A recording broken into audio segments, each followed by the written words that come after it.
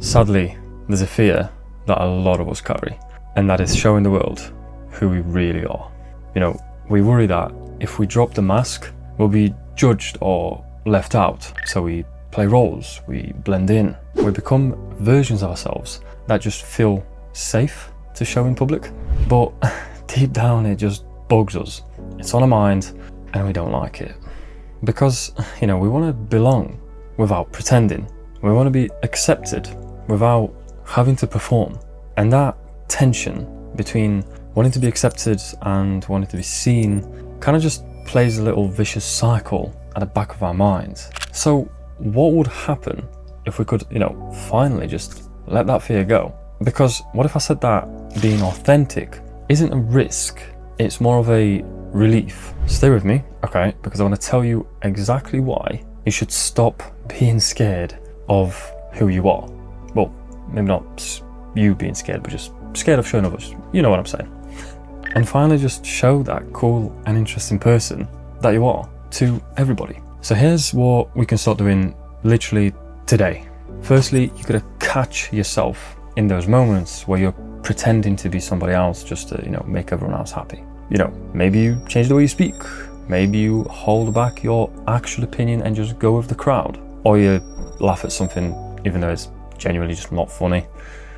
Obviously, we can't just flip this switch off. That is not how it really works.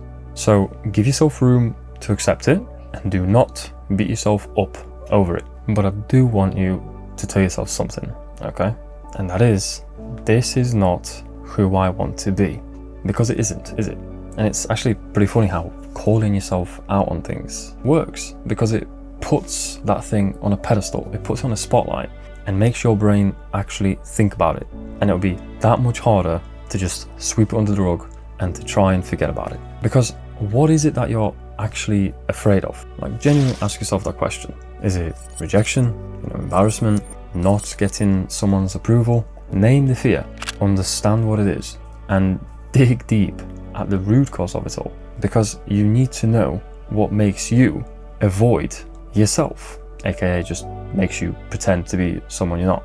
There's loads of ways you can do this. Obviously it's subjective and dependent on the person, but let's say you're scared to speak out in public or group settings. Next time you're in front of two people, force yourself to speak up. Just put your idea on a table, say something, maybe you've got something funny, just go for it. If you do that, next time you're surrounded by 3 or 5, and just keep increasing it. And eventually you're going to find yourself, you can just say whatever it is that you think in front of a room full of people. Obviously it's not going to be immediate. You might trip up and just stutter yourself, just like I have now. Stutter all over yourself sometimes. That's normal. It's not, you know what I mean? It's not the end of the world if you do that. But what does matter is that you're putting in the repetitions. You're just trying and trying and trying again. Because the more you do something, the more natural it becomes. It's just like that with everything. Remember your first day at your job? You probably weren't that great. And maybe it was, but you had no idea how to use their system. It needed some time. You needed to practice. And after working there for 3, 6 months, maybe 12 months, now you're just like a whiz and you can just get through it quick. The same principle follows for public speaking, going out, talking to girls, whatever. Everything gets improved the same way by just doing it over and over again. Of course, no matter how solid your plan is, you will sometimes slip back into old habits, into doing the exact opposite of what you actually want to do. You know, that's normal, happens to everybody, even the most confident people out there, even people who genuinely do try to be themselves at all times. But we cannot beat ourselves up for it. We just have to keep trying and trying again.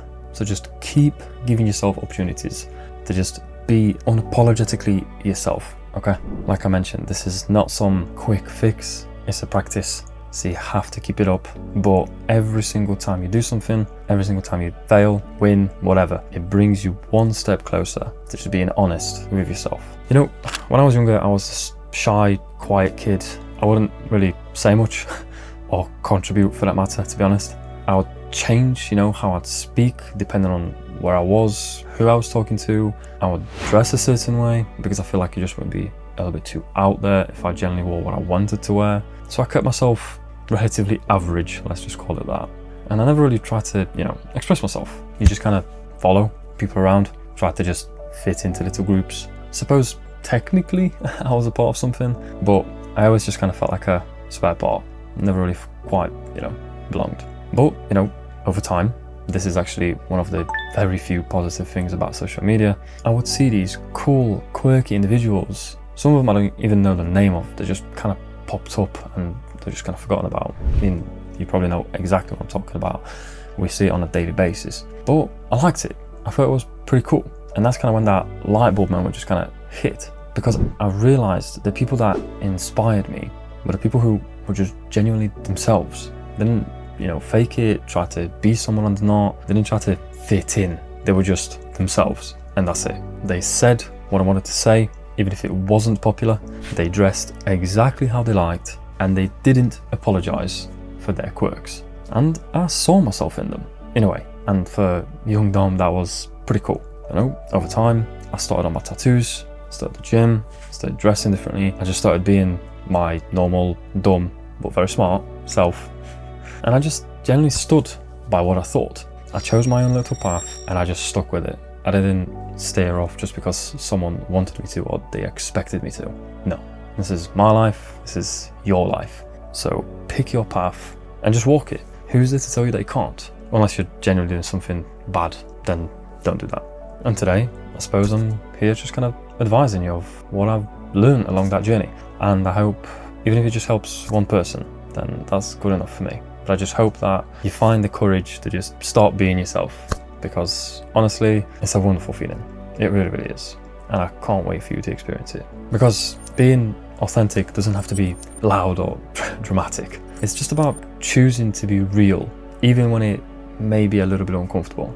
Because if everybody's saying this, but you well and truly believe it's that, well, that's not the easiest situation to be in, is it? But it's the most authentic one to you. We don't have to get this perfectly. We don't need to be experts at this system.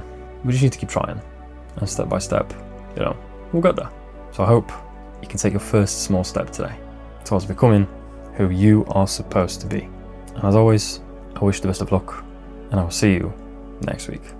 Bye bye.